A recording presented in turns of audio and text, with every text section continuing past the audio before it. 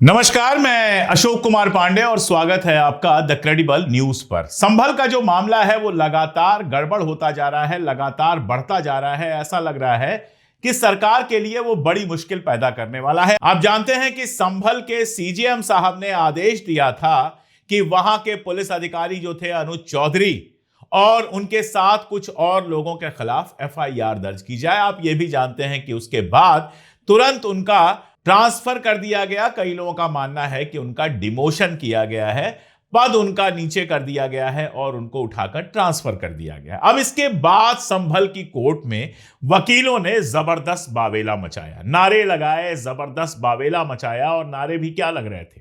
नारे लग रहे थे कि योगी जब जब डरता है पुलिस को आगे करता है। आप समझ सकते हैं कि एकदम सीधे सरकार के विरोध में आ गए थे। उनका यही कहना था कि सरकार ने अपने प्रिय पुलिस अधिकारियों को बचाने के लिए सीजेएम साहब का ट्रांसफर कर दिया है। उसके बाद यह बवाल कितना बढ़ा आप समझ सकते हैं, यह दबाव कितना बढ़ा। और इस दबाव का एक कारण था। कारण यह था कि आदित्य सिंह को संभल का सीजेएम नियुक्त किया गया था। यह आदित्य सिंह वही हैं जिनको संभल की शाही मस्जिद का सर्वे करने का आदेश देने के लिए जाना जाता है। इन्हीं की कोर्ट में मामला पहुंचा था संभल की शाही मस्जिद का। इन्होंने बाकायदा आदेश दिया था कि उसका सर्वे कराया जाए। उसके बाद आपने वीडियो देखे थे कि कैसे दल बल के साथ पुलिस गई थी वहां सर्वे करने के लिए। जब पुलिस सर्वे करने जा रही थी तो उसके पीछे बहुत सारे लोग नारे लगा रहे थे, धार्मिक नारे लगा रहे थे। और उसके बाद ही संभल में वो विवाद शुरू हुआ जिसमें कई सारे लोग मारे गए।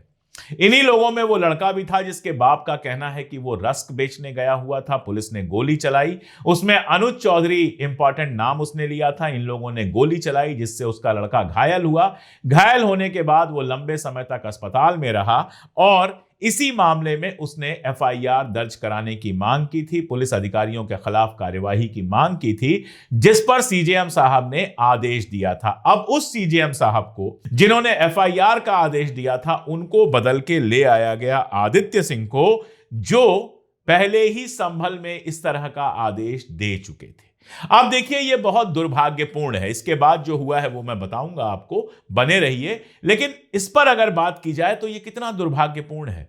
मतलब जज भी दो हिस्से में बंट गए हैं। एक जज वो जो ईमानदारी से फैसला दे रहे हैं और दूसरे जज वो जो सरकारी जज बन गए हैं, सरकार के हिसाब से फैसला दे रहे हैं। और जब एक तरह के जज को हटाकर दूसरे तरह के जज को लाया जाएगा तो लोगों में गुस्सा पनपेगा।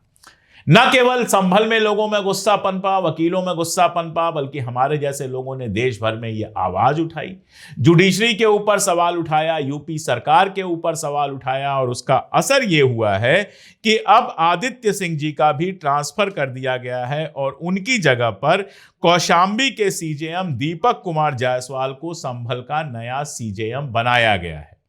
यानी जो आदित्य सिंह जी ले आए गए थे उनको हटाकर उनकी जगह अब एक नए सीजेएम ले आए गए हैं। उनका नाम है दीपक जायसवाल।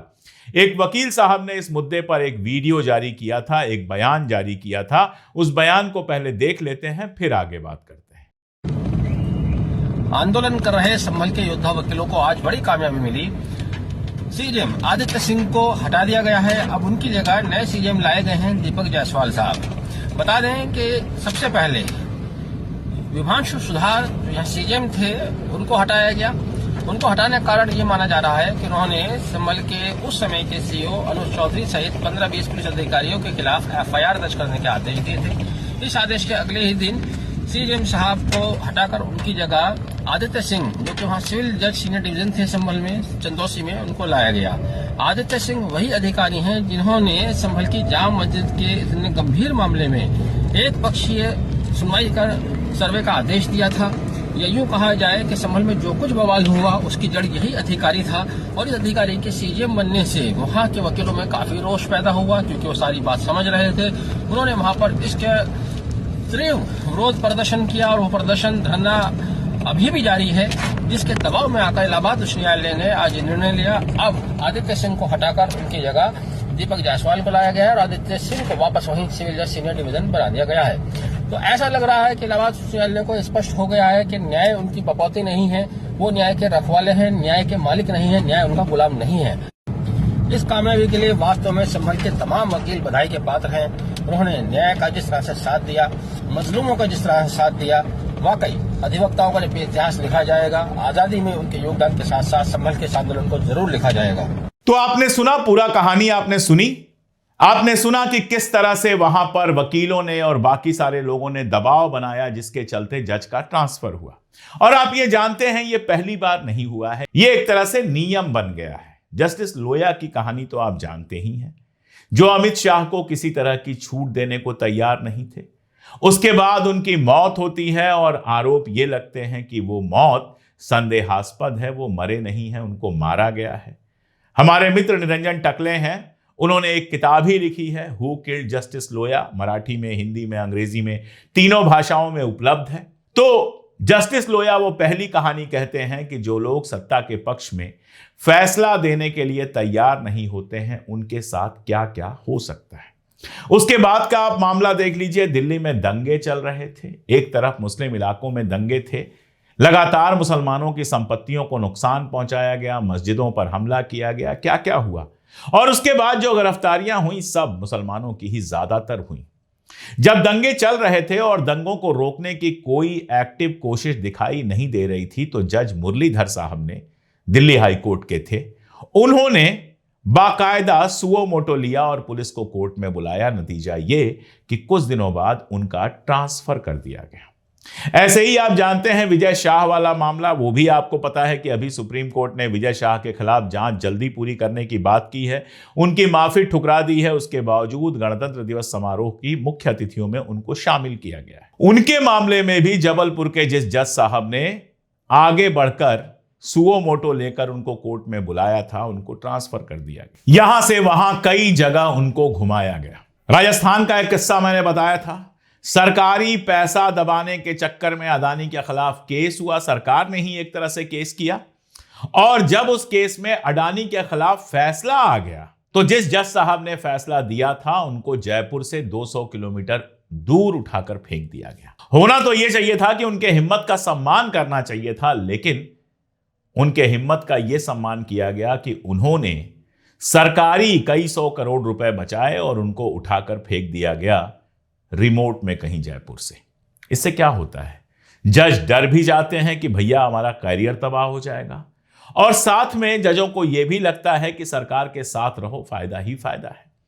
और इस तरह से जैसा मैंने आपको बताया कि जुडिशरी दो हिस्से में बंट जाती है। एक हिस्सा जो सरकार के समर्थन में ही बात करता है, और दूसरा हिस्सा जो ईमानदारी से काम करना चाहता है।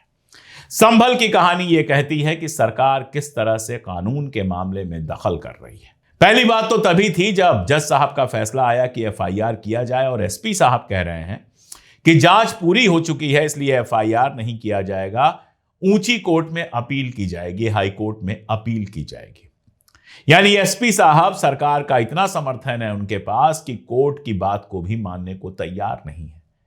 आपको इसी से समझ में आ जाता है कि अपनी पसंदीदा पुलिस अधिकारियों को बचाने के लिए सरकार किस हद तक जा रही है।